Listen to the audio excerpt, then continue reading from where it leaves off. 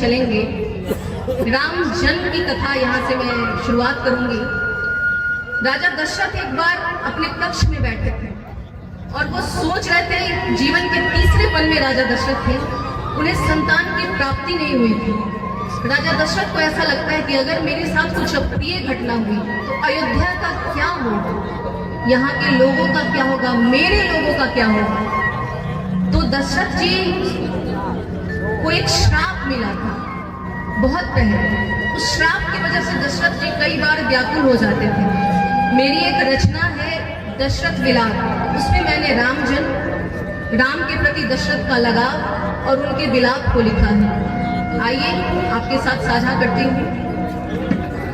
दशरथ कहते हैं, सब कहते मैं राजाधिराज, सब कहते मैं राजाधिराज, प्रचुर संपत्ति मेरे पास, 3 रानियों का मैं स्वामी, नाम है दशरथ, हूं मैं अयोध्या का महिपाल।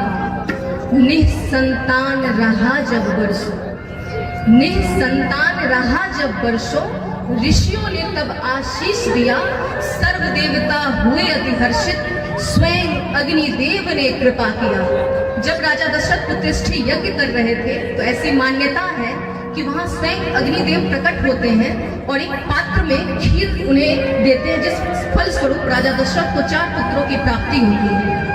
तो वही राजा दशरथ कहते हैं कि 4 पुत्र नहीं मानो 4 धाम मिले, जब कठोर पुत्रेष्ठ यज्ञ किया।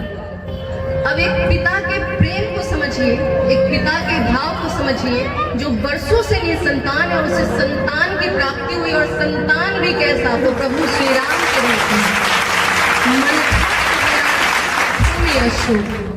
मन था आह्लादित आंखों में अश्रु, जब देखा स्वयं प्रभु ने जन्म लिया, कुछ सुध न रहे भूला सब कुछ, कुछ सुध न रहे भूला सब कुछ, जब गुरु वशिष्ठ ने राम कहा। ये राम नाम की महिमा है। एक राजा अपना सुध बुध खो बैठता है, क्योंकि उस वक्त वो अयोध्या का नरेश नहीं, राम के पिता है, इसलिए वो अपना सुध बुध खो बैठते हैं। सारी सृष्टि मेरी बाहों में। जब सर्वप्रथम पहली बार जब राजा दशरथ अपने पुत्र को अपनी बाहों में अपनी गोद में लेते हैं, तो राजा दशरथ की मनोभावना को मैंने अपने शब्दों से लिखा। सारी सृष्टि मेरी बाहों में, जब बाल्य प्रभु को गोद लिया, रहूंगा आभारी सदा मैं कौशल्या, रहूंगा आभारी सदा मैं कौशल्या, जो तुमने ऐसा पुत्र दिया। इन पंक्तियों पर तुलसीदास जी महाराज अपने रामचरितमानस में बहुत सुंदर दोहा लिखे हैं, चौपाई लिखे हैं।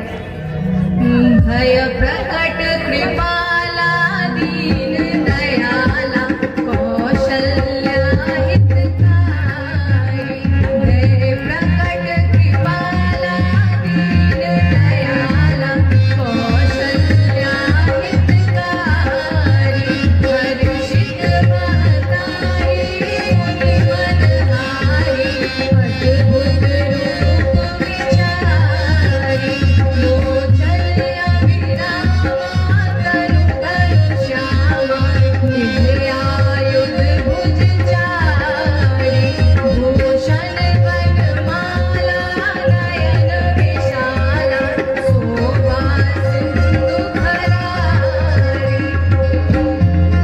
ऐसा वर्णन है कि जब प्रभु जन्म ले रहे हैं, प्रभु के 4 हाथ हैं, विशाल नयन है।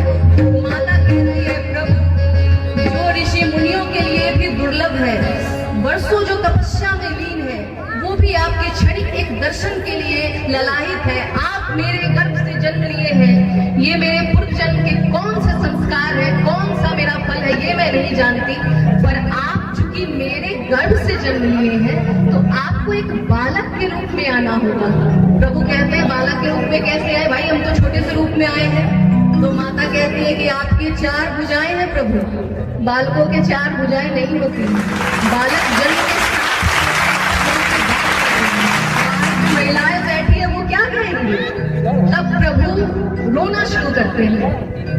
अब राम जन्म हो गया। जब किसी बच्चे का जन्म होता है घर में, चाहे ठाकुर जी महाराज का जन्म हो बाल रूप में, या फिर देवी का जन्म हो कन्या रूप में, घर में बहुत उत्साह का माहौल होता है। और जिस घर में प्रभु ने जन्म लिया हो, शेषनाग अवतार लिए हो, उस घर की जो व्याख्या होगी वो शब्दों में कहीं नहीं जा सकती है।